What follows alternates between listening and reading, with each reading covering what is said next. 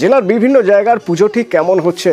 আজ পঞ্চমীর সকাল, কোথাও ঝিরিঝিরি বৃষ্টি, কোথাও আবার বৃষ্টির নামগন্ধই নেই, কোথাও মেঘলা আকাশ, কিন্তু পুজো পুজো ভাব সব জায়গাতেই। আমার সঙ্গে আমার 4 সহকর্মী রয়েছেন সরাসরি, তাদের সঙ্গে একবার কথা বলে রয়েছেন জিয়াউল, আমার সঙ্গে রয়েছেন সেবক রয়েছেন, আমার সঙ্গে লিপেশ রয়েছেন, আমার সঙ্গে পার্থপ্রতিম রয়েছেন এবং আমার সঙ্গে রয়েছেন প্রিয়ব্রত।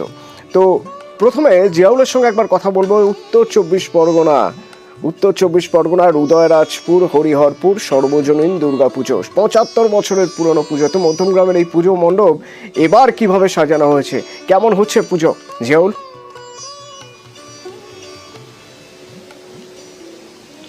অতনু, দেখো, তুমি যেমনটি বলছিলে, মধ্যমগ্রামের একটা ঐতিহ্যবাহী পুজো, এই একেবারে হরিহরপুর উদয়রাজপুর সর্বজনীন দুর্গোৎসব কমিটি এবং 75তম বর্ষ, কিন্তু খুব সুন্দর একটি মণ্ডপ সজ্জা করেছে। কিন্তু যারা দর্শনার্থী আসবেন, এই মুহূর্তে দর্শনার্থীর ঢল নেই, তার কারণ সকালের দিকে ছিল, এখন মুষলধারে বৃষ্টি হচ্ছে মধ্যমগ্রাম, বারাসাত সহ বিভিন্ন এলাকায়।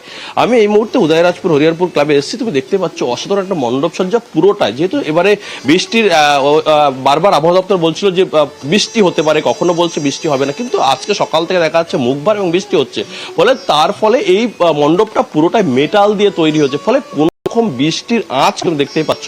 কিন্তু অসাধারণ, যেমন মণ্ডপ সজ্জা, অসাধারণ একটি প্রতিমাও তৈরি করেছে। ফলে মানুষের কি এখনো পর্যন্ত যারা আসছেন তারাই বলছেন অসাধারণ একটি মণ্ডপ সজ্জা এবং খুব ভালো একটি মণ্ডপ মানুষের উপহার হিসেবে তুলে দিয়েছেন। এবং এখন তুমি সেইভাবে দর্শনার্থী নেই, কিন্তু প্রচুর পরিমাণে যারা উদ্যোক্তা তারা কিন্তু রয়েছেন, সকাল থেকে রয়েছেন এখানে, প্রচুর মানুষ আসছেন।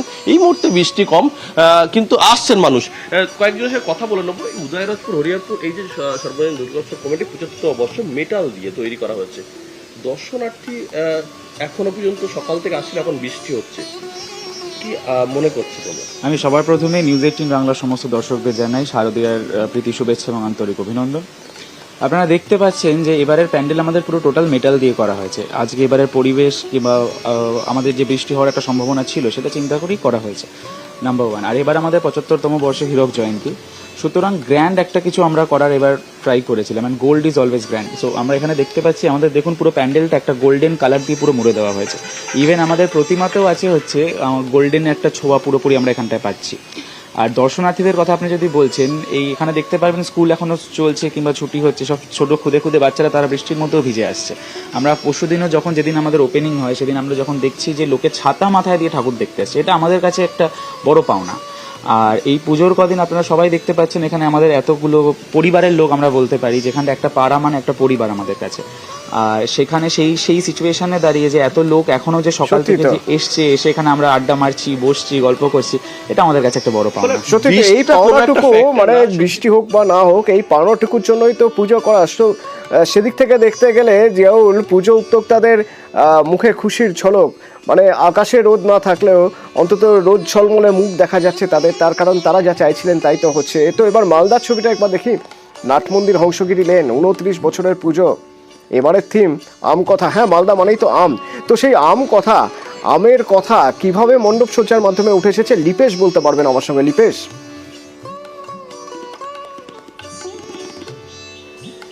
দেখো অতনু, মালদা বলতেই আম বোঝায়, আর আম বলতেই মালদা বোঝায়। আর সেই মালদা আমকে এবার সঙ্গী করে তারা পুজো করছে নাট মন্দির।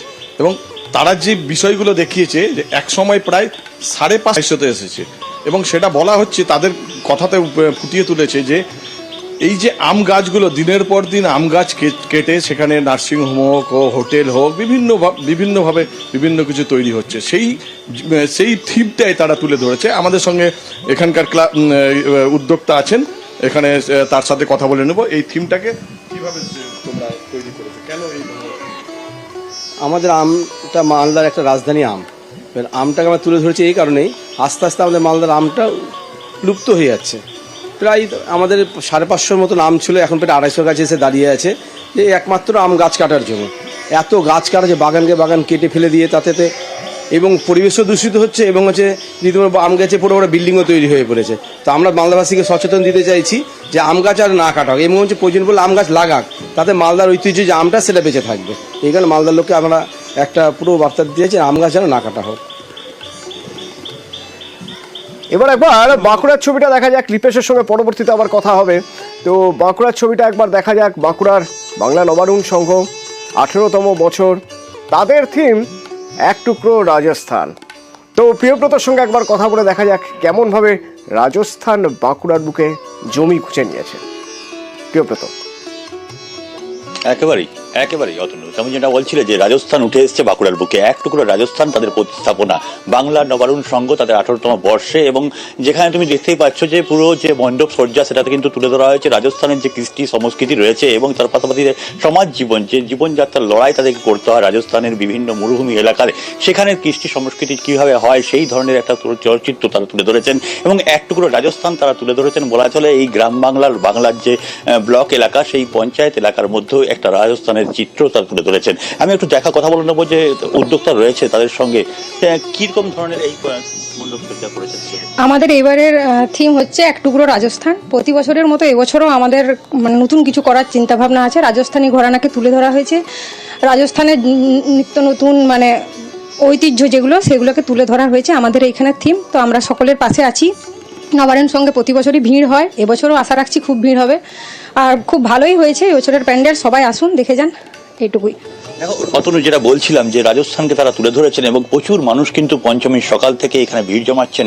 একটা মেঘলা আবহাওয়া রয়েছে, তার মাঝেই মিঠে রোদ উঠছে এবং তার মাঝেই কিন্তু মণ্ডপ সজ্জা দেখতে প্রচুর মানুষ ভিড় জমাচ্ছেন এই বাংলা নবারুণ সংঘ। এবার একবার উত্তরের খোঁজ নেওয়া যাক। উত্তর মানে উত্তরবঙ্গ, মানে শিলিগুড়ি সুব্রত সংঘ 67 বছরের পুজোর থিম দৃষ্টিকোণ।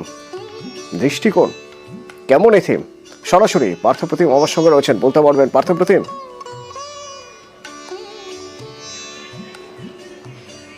দেখো অতনু, তোমাকে জানিয়ে রাখি যে এই সুব্রত সংঘের পুজো মানে কিন্তু শুধু শহর শিলিগুড়ির পুজো নয়। এই পুজো দেখতে কিন্তু উত্তরবঙ্গের বিভিন্ন প্রান্ত তো বটে, এমনকি সিকিম থেকেও কিন্তু প্রচুর দর্শনার্থী ভিড় জমায় এই সুব্রত সংঘের মণ্ডপে। আর প্রতি বছরই কিছু না কিছু তারা নতুন উপহার দেয়।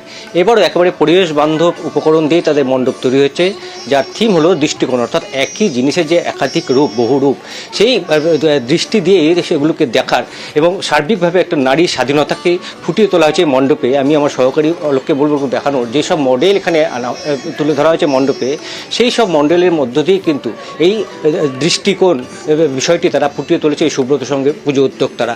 এবং যেমন একদিকে প্রতিমা, এই প্রতিমাও কিন্তু এখানেই তৈরি হয়েছে, এই মণ্ডপে প্রতিমা তৈরি হয়েছে।